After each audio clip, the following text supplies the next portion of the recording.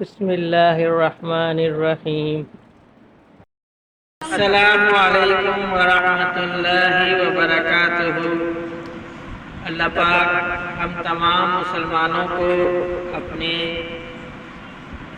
دین کی محنت کے لیے قبول فرمائے اور رمضان المبارک کے اس عشرے میں خاص طور پر عبادت زیادہ سے زیادہ عبادات کرنے کی توفیق عطا فرمائے اور زیادہ سے زیادہ نیکیاں کرنے کی توفیق عطا فرمائے، اور تعلیم کے اس چینل کو سننے کے لیے اور اس کو دیکھنے کے لیے آپ سب کا شکریہ۔ اسی طرح چینل کو دیکھتے رہیے، شیئر کرتے رہیے، لائک کریے، اور جن لوگوں نے ابھی تک سبسکرائب نہیں کیا ہے چینل کو سبسکرائب کر لیں۔ آج فضائل اعمال میں سے تعلیم ہے فضائل رمضان، پیج نمبر 673۔ حضرت انس رضی اللہ تعالیٰ عنہ کہتے ہیں کہ ایک مرتبہ رمضان المبارک کا مہینہ آیا تو حضور صلی اللہ علیہ وسلم نے فرمایا، تمہارے اوپر ایک مہینہ آیا ہے جس میں ایک رات ہے جو 1000 مہینوں سے افضل ہے۔ جو شخص اس رات سے محروم رہ گیا گویا ساری خیر سے محروم رہ گیا، اور اس کی بھلائی سے محروم نہیں رہتا مگر وہ شخص جو حقیقتاً محروم ہی ہے۔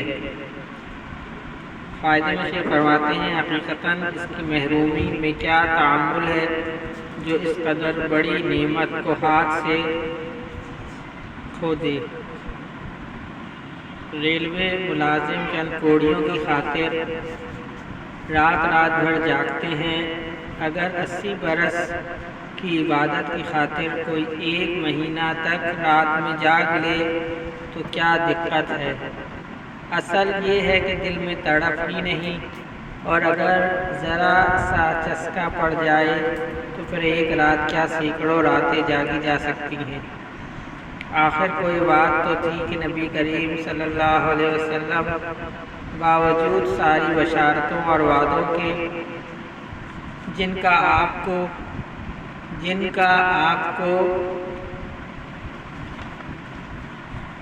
یقین تھا، پھر اتنی لمبی نماز پڑھتے تھے کہ پاؤں گرم کر جاتے تھے۔ انہی کے نام لیوا اور امتی آخر ہم بھی کہلاتے ہیں۔ ہاں، جن لوگوں نے ان امور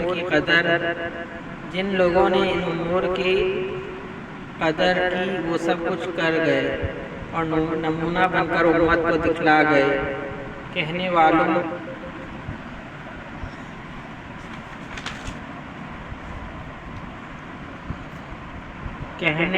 کو یہ موقع بھی نہیں رہا کہ حضور صلی اللہ علیہ وسلم کی حرص کون کر سکتا ہے اور کس سے ہو سکتی ہے۔ دل میں سما جانے کی بات ہے کہ چاہنے والے کے لیے دودھ کی نہر پہاڑ سے کودنی بھی مشکل نہیں ہوتی، مگر یہ بات کسی کی جوتیاں سیدھی کیے بغیر مشکل سے حاصل ہوتی ہے۔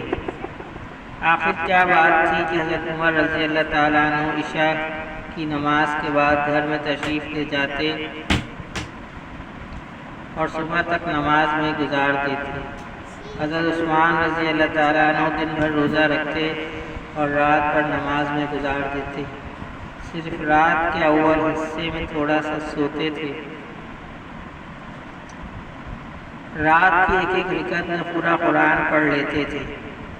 شرح احیاء میں ابو طالب رحمہ اللہ علیہ مکی سے نقل کیا ہے کہ 40 تابعین سے بطریق تواتر یہ بات ثابت ہے کہ وہ عشاء کے وضو سے نماز صبح پڑھتے تھے۔ حضرت شداد رضی اللہ تعالیٰ عنہ رات کو لیٹتے اور تمام رات کروٹیں بدل کر صبح کر دیتے اور کہتے، یا اللہ، آگ کے ڈر نے میری نیند اڑا دی۔ اسبد بن یزید رحمہ اللہ رمضان میں مغرب عشاء کے درمیان تھوڑی دیر سوتے اور بس۔ سعید بن مسیب رحمہ اللہ علیہ کے متعلق منقول ہے کہ 50 برس تک عشاء کے وضو سے صبح کی نماز پڑھی۔ صلہ بن یشیم رحمہ اللہ علیہ رات بھر نماز پڑھتے اور صبح کو یہ دعا کرتے کہ یا اللہ میں اس قابل تو نہیں ہوں کہ جنت مانگوں، صرف اتنی درخواست ہے کہ آگ سے بچا دیجیے۔ حضرت قتادہ رحمہ اللہ علیہ تمام رمضان تو ہر رات 3 رات میں ایک قرآن ختم فرماتے، مگر عشرۂ اخیرہ میں ہر رات میں ایک قرآن شریف ختم کرتے۔ امام ابو حنیفہ رحمہ اللہ علیہ کا 40 سال تک عشاء کے وضو سے صبح کی نماز پڑھنا اتنا مشہور و معروف ہے کہ اس سے انکار تاریخ کے اعتماد کو ہٹاتا ہے۔ جب ان سے پوچھا گیا کہ آپ کو یہ قوت کس طرح حاصل ہوئی تو انہوں نے فرمایا کہ میں نے اللہ کے ناموں کے طفیل ایک مخصوص طریقے پر دعا کی تھی۔ صرف دوپہر کو تھوڑی دیر سوتے اور فرماتے کہ حدیث میں قیلولہ کا ارشاد ہے، گویا دوپہر کے سونے میں بھی اتباع سنت کا ارادہ ہوتا۔ قرآن شریف پڑھتے ہوئے اتنا روتے کہ پڑوسیوں کو ترس آنے لگتا۔ ایک مرتبہ ساری رات اس آیت کو پڑھتے اور روتے گزار دی۔ سورہ قمر رکوع نمبر 3۔ ابراہیم رحمہ اللہ علیہ بن ادھم رمضان المبارک میں نہ تو دن کو سوتے نہ رات کو۔ امام شافعی رحمہ اللہ علیہ رمضان المبارک میں دن رات کی نمازوں میں 60 قرآن شریف ختم کرتے، اور ان کے علاوہ سینکڑوں کے واقعات ہیں جنہوں نے وما خلقت الجن والانس الا لیعبدون پر عمل کر کے بتلا دیا کہ کرنے والوں کے لیے کچھ مشکل نہیں۔ یہ سلف کے واقعات ہیں، اب بھی کرنے والے موجود ہیں۔ اس درجے کا مجاہدہ نہ صحیح مگر اپنے زمانے کے موافق، اپنی طاقت و قدرت کے موافق نمونہ سلف اب بھی موجود ہیں۔ اور نبی کریم صلی اللہ علیہ وسلم کا سچا اقتداء کرنے والے اس دور فساد میں بھی موجود ہیں۔ نہ راحت و آرام انہماک عبادت سے مانع ہوتا ہے، نہ دنیاوی مشاغل صد راہ ہوتے ہیں۔ نبی کریم صلی اللہ علیہ وسلم فرماتے ہیں کہ اللہ جل جلالہ کا ارشاد ہے، اے ابن آدم تو میری عبادت کے لیے فارغ ہو جا، میں تیرے سینے کو غنا سے بھر دوں گا اور تیرے فقر کو بند کر دوں گا، ورنہ تیرے سینے کو مشاغل سے بھر دوں گا اور فقر زائل نہیں ہوگا۔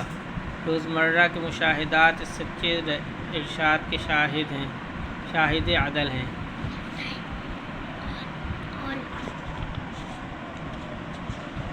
اللہم صلی علی محمد وعلی آل محمد، اللہم اعنی علی ذکرک و شکرک و حسن عبادتک، اللہم حاسبنی حسابا یسیرا، اللہم انک عفو کریم تحب العفو فاعف عنی، اللہم انک عفو تحب العفو فاعف عنی، اللہم انک عفو تحب العفو فاعف عنی۔ سبحان ربک رب العزت عما یصفون وسلام علی المرسلین والحمد للہ رب العالمین، آمین برحمتک یا ارحم الراحمین۔